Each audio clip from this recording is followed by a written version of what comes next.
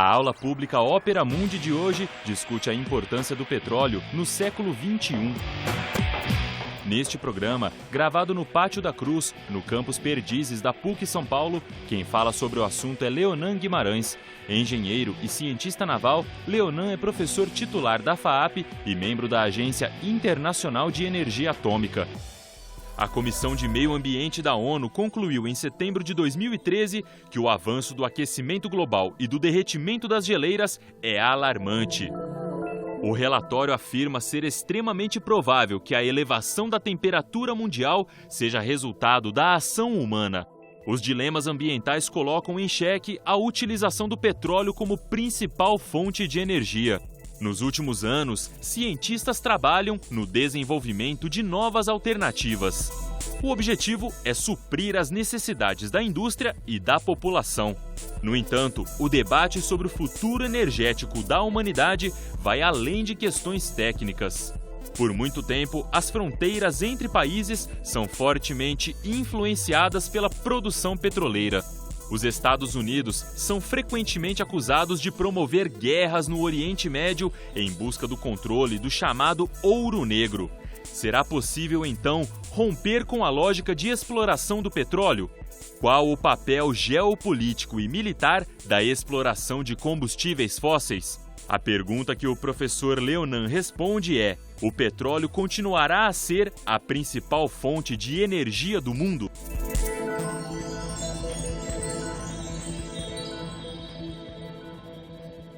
Essa pergunta é interessante e difícil, né?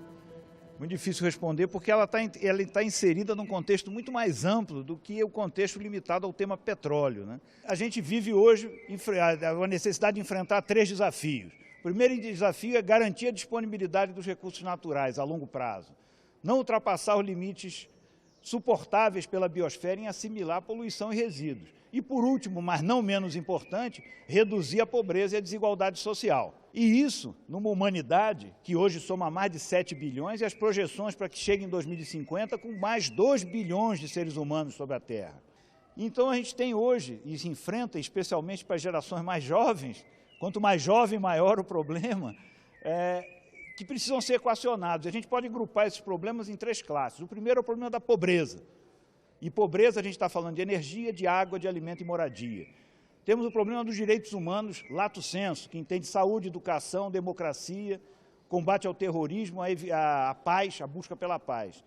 E o terceiro grupo de problemas são o meio ambiente, que está ligado ao acesso aos recursos e ao acesso também aos serviços ambientais, ou seja, tudo aquilo que o ambiente nos proporciona e nos permite guardar a vida e desenvolver a vida no planeta. Agora, por que a gente está sublinhando energia? Por uma razão muito simples. Sem ter equacionado o problema da energia, é impossível tentar resolver qualquer dos outros, porque todos os outros necessitam de energia para a sua solução. Então, a gente pode dizer que enfrenta hoje o desafio do terawatt. Né? Terawatt é uma medida de energia, né? O que é o desafio do terawatt? A base da prosperidade econômica, do desenvolvimento econômico e social da humanidade, no século XX foi baseada no petróleo. A questão é, no século XXI, até quando o petróleo vai poder sustentar esse desenvolvimento econômico e social, ou que novas fontes a gente vai ter que usar para paulatinamente substituindo o petróleo. Quer dizer, a gente observa, né, que o desenvolvimento econômico e social está intimamente ligado às mudanças nas tecnologias de geração de energia. E a tendência da humanidade ao longo do tempo foi caminhar no sentido das fontes de energia cada vez mais concentradas, começando pela queima da madeira, que é a primeira fonte de energia que o homem lançou mão, e a queima da madeira, a densidade da energia é muito baixa. E aí você caminha para o carvão, para o petróleo, para o gás natural, para a energia nuclear, ou seja, fontes que cada vez são mais concentradas, né? O ponto importante é que uma nova tecnologia ela não substitui a anterior. Ela, na prática, ela complementa. Né? Você vê a evolução do consumo total de energia primária no mundo, a gente vê que as novas fontes que vão surgindo, elas vão se superpondo àquelas que já existem. Porque justamente o surgimento de uma nova fonte é uma oportunidade para ampliar a oferta de energia, que, por sua vez, vai ampliar as possibilidades de desenvolvimento econômico e social. E quando a gente fala de petróleo, né, O papel do petróleo como fonte de energia ele já vem diminuindo paulatinamente há muitas décadas. Quer dizer, não é um fenômeno novo. É interessante essa comparação. Em 1973, o petróleo respondia com 46% das necessidades energéticas da humanidade. Cerca de 30 anos depois, um pouco, quase 30 anos, ele já está respondendo por menos, por 31%. Ou seja, o papel do petróleo já vem diminuindo. E essa diminuição do papel do petróleo, ele vem acontecendo acompanhado de uma enorme volatilidade nos preços do petróleo. Que, na realidade, a flutuação nos preços do petróleo, dado que ele é a fonte principal, né, ainda está com aqueles 30 e tantos por cento, continua sendo a fonte principal, é o motor do desenvolvimento de novas alternativas. Quanto mais caro o petróleo é, mais viável se torna o desenvolvimento de novas alternativas. Quando ele fica muito barato, essas alternativas deixam de ser viáveis, né? E o que acontece, né, quando a gente está discutindo o futuro do petróleo, se até quando ele vai sustentar o desenvolvimento econômico e social, mas a gente tem que pensar um pouquinho, a gente vê muitas previsões catastrofistas, as pessoas dizem, o petróleo vai acabar, de uma época que era muito famoso, vai acabar o petróleo, aí fica vai acabar em 2030, 2040, Mas, na realidade, a gente tem que ver isso de uma forma bastante diferente. Existe uma dinâmica econômica que está associada ao suprimento de qualquer recurso não renovável. O petróleo é um deles, né? Mas isso se aplica a qualquer recurso não renovável.